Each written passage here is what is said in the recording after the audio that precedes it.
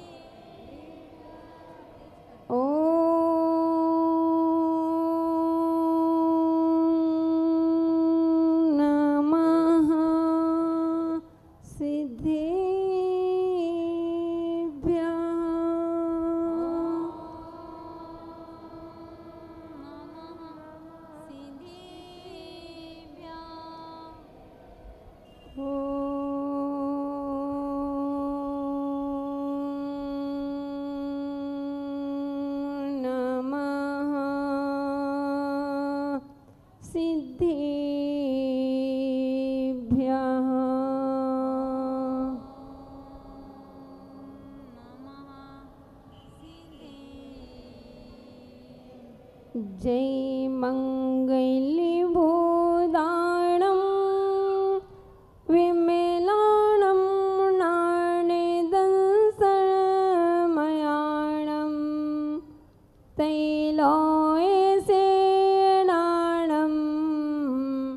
नमो सया सव्यसिद्धाणं नमो अरिहन्ताणं नमो सिद्धाणं नमो आयर्याणं नमो वज्रायाणं नमो लोये सव्यसाहूणं संयमे रहते हो विषय विरते तुम धर्म तत्व की सूरती हो जन जन को सन्नि मार्ग दिवाकर करुणा की तुम्हें मूर्ति हो आचार्य शिरोमणि विराग सिंधु तुम कितने पर उपकारी हो अतन मन गुरु चरण कमल में जय जयकार तुम्हारी हो जय जयकार तुम्हारी हो जय जयकार तुम्हारी हो। जय बोलिए अनंत अनंत सिद्ध परमेष्टि भगवान की, लोक पूज्य पंच परमेष्टि भगवान की, 1008 श्री देवाधिदेव आदिनाथ भगवान की, 1008 मम संग मुनय श्री शांतिनाथ भगवान की, 1008 श्री चिंतामणि पार्श्वनाथ भगवान की, 1008 भगवान महावीर स्वामी की, परम पूज्य संत श्रोमणी आचार्य गुरुदेव 108 विराग सागर जी महामुनि राज्य की, अहिंसा में विश्व धर्म की।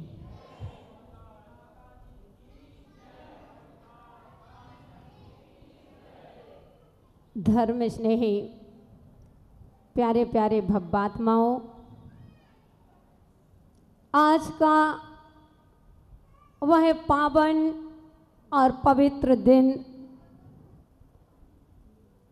आज गुरुओं के उपकार का दिन, अपने गुरु के उपकारों का स्मरण करने का आज दिन है, जिसका नाम है गुरु पूर्णिमा। बंधुओं, आगम में कहा है कि जिस प्रकार से माँ संसार में लाने का कारण होती है, एक निमित्त बनती है, अगर माँ ना हो तो हम संसार में नहीं आ सकते हैं, और अगर गुरु ना हो तो हम संसार से कभी पार नहीं हो सकते। अगर इस संसार से पार होना है तो हमारे जीवन में गुरु का होना बहुत जरूरी है। तो बंधुओं, गुरु जीवन में उस दीपक के समान हुआ करते हैं जो तुम्हारी अमावस्या की काली रात को एक दीपक के सहारे से एक उजाला फैलाते हैं। तुम्हारे जीवन को प्रकाशमय कर देते हैं। इसलिए हमें अपने जीवन में गुरु क्या चीज होती है, दुनिया में कहीं भी चले जाओ बंधुओं, गुरु से बढ़कर के कोई नहीं होता है। मुझे याद आ रही है वह दृश्य कि जब सृष्टि की बंटवारा हो रहा था तो दुनिया में सबका बंटवारा हो गया, लेकिन एक चीज का बंटवारा नहीं हो पा रहा था, वह है लक्ष्मी, जिसको आप मानते हैं, जिसको आप एक 11वां प्राण मानते हैं। वह लक्ष्मी किसको दी जाए, कौन इसका भागीदार है, किसको यह लक्ष्मी पकड़ाई जाए, आदि आदि। बंधुओं, अब सभी जगह के लोग उपस्थित थे तो सभी ने विचार कहा जो दुनिया में सबसे बड़ा हो उसको ही यह लक्ष्मी देना चाहिए। बंधुओं, सभा लगी हुई थी, उस धिनट्टा में ही सभा लगी हुई थी। बाहर के आए हुए थे, जयपुर वासी भी आए थे, कलवाड़ा वाले भी आए थे, पश्चिम बंगाल कानकी से भी आए हुए थे, एमपी से भी आए हुए थे, ग्वालियर से भी आए हुए थे, उस सिलीगुड़ी से भी आए थे, बुढ़ार से आए थे, आसाम से आए थे, गुवाहाटी से आए थे, दिसपुर से आए थे, कहाँ कहाँ से आए थे मुझे पता नहीं। तो वहाँ के लोग सभी ने निर्णय लिया जो दुनिया में सबसे बड़ा हो उसको यह लक्ष्मी देना चाहिए। तो बंधुओं, खड़े हो गए सभी लोग। राजस्थान के कलवाड़ा वाले बोले कि दुनिया में सबसे बड़ी पृथ्वी होती है, क्योंकि पृथ्वी जैसी क्षमाशील कोई नहीं होता है। उस पृथ्वी को माँ की उपमा दी है, जिस पर देखो कितने लोग उसको खोदते हैं, उस पे मल मूत्र विसर्जन करते हैं, लेकिन धरती कभी उफ नहीं करती है, कितनी क्षमाशील होती है। इसलिए दुनिया में सबसे बड़ी पृथ्वी है, लक्ष्मी उस पृथ्वी को दी जाए। तो बंधुओं, तुरंत वहाँ उनके बाजू में ही कटिहार वाले बैठे हुए थे, वो खड़े हो गए, बोले कौन कहता है दुनिया में पृथ्वी बड़ी है? अगर पृथ्वी बड़ी है तो शेषनाग के ऊपर क्यों खड़ी है? इसलिए दुनिया में सबसे बड़ी पृथ्वी नहीं शेषनाग है। सबने कहा, कलवाड़ा वाले भी सोचने लगे कि बिल्कुल बात सही है। अब जैसे ही सभी ने तालियां बजाई कि हाँ शेषनाग सबसे बड़े हैं, तो बंधुओं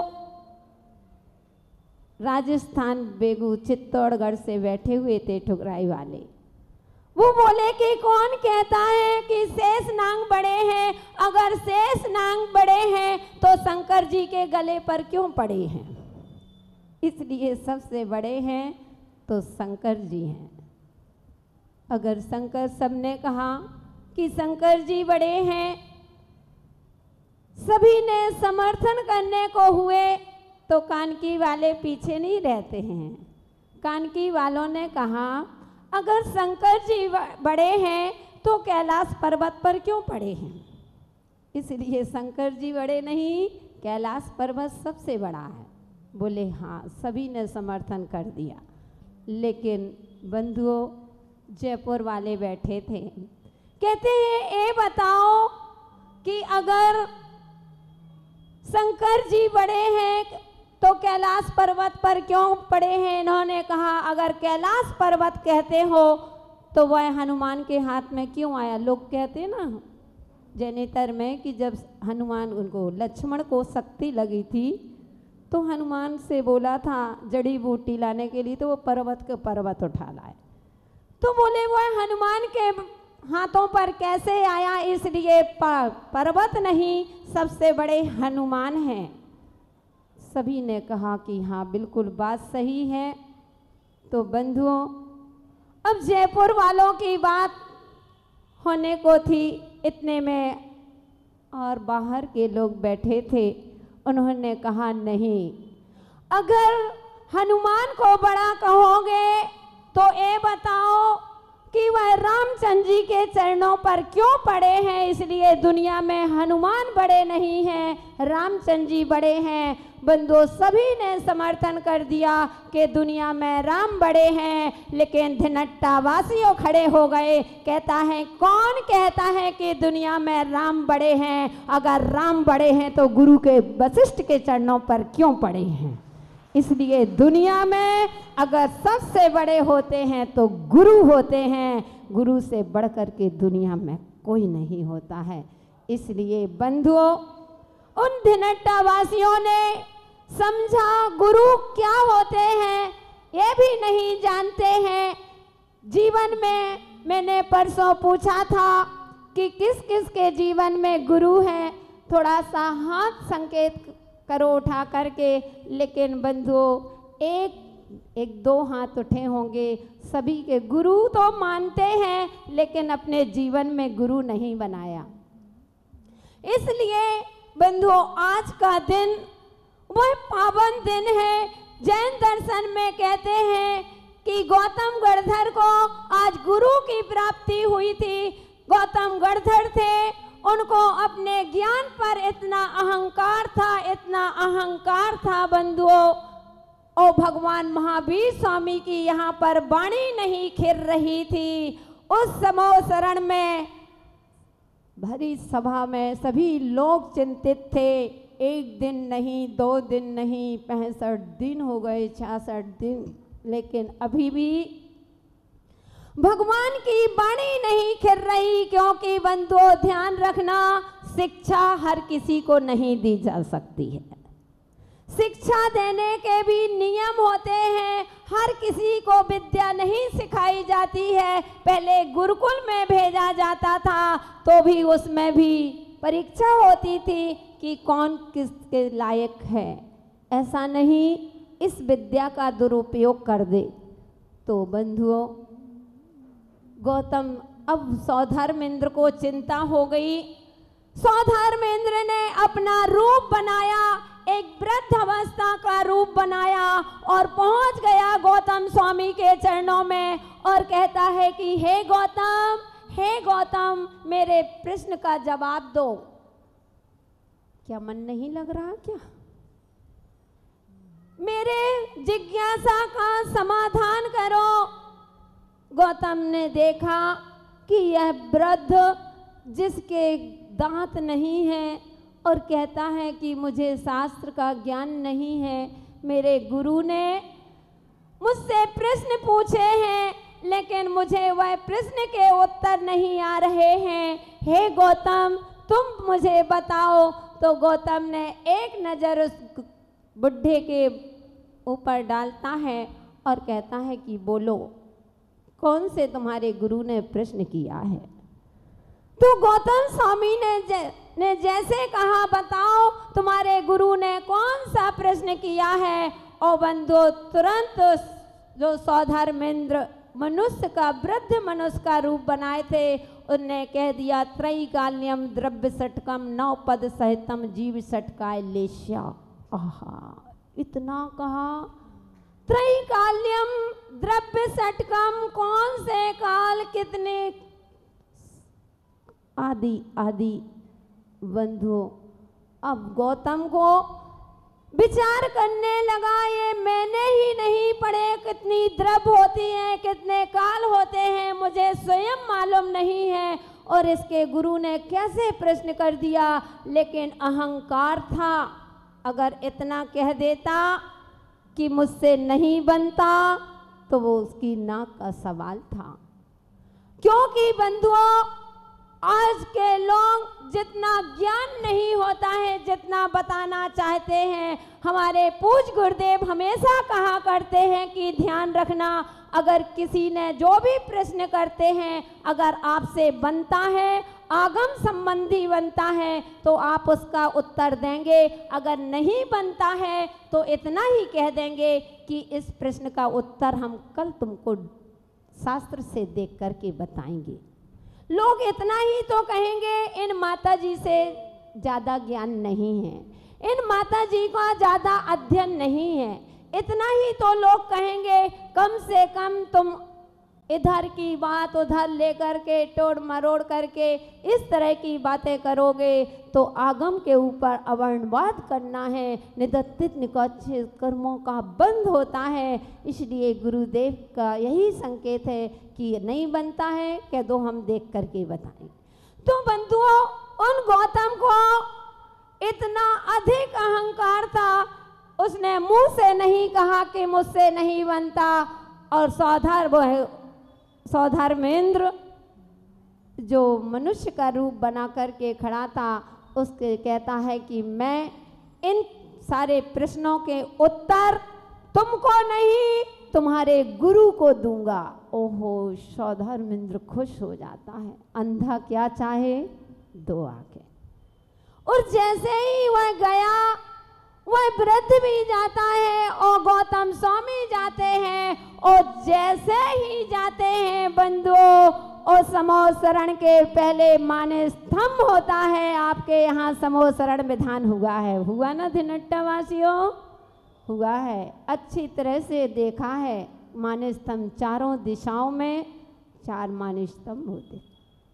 जैसे ही माने स्तंभ को देखा, और गौतम स्वामी का एक मान गलित हो गया, पूरा अभिमान गलित हो गया, चूर चूर हो गया। इतने विनयशील हो गए और नम्रता के साथ जैसे ही गए, ओ बंधु, वहाँ पर भगवान की वाणी खिर गई थी। उन्होंने अपने जीवन में महावीर को गुरु बनाया था। महावीर को गुरु बनाए तो गौतम गणधर को उन महावीर की प्राप्ति हुई थी। लेकिन भवआत्माओं, हम जैसे पुण्यशालियों को, वे गौतम गणधर तो पुण्यशाली थे, लेकिन हम शिष्य भी उनसे कम नहीं। हमें चलते फिरते महावीर के रूप में आज हमारे गुरुदेव हमको मिले हैं। ये हमारा सौभाग्य और वास्तव में गुरु का उपकार है, क्योंकि जब तक बिके नहीं थे, जब तक कोई मोल नहीं था, जब तक बिके नहीं थे, जब तक कोई मोल नहीं था, गुरुवर तुमने मुझे खरीद कर अनमोल बना दिया।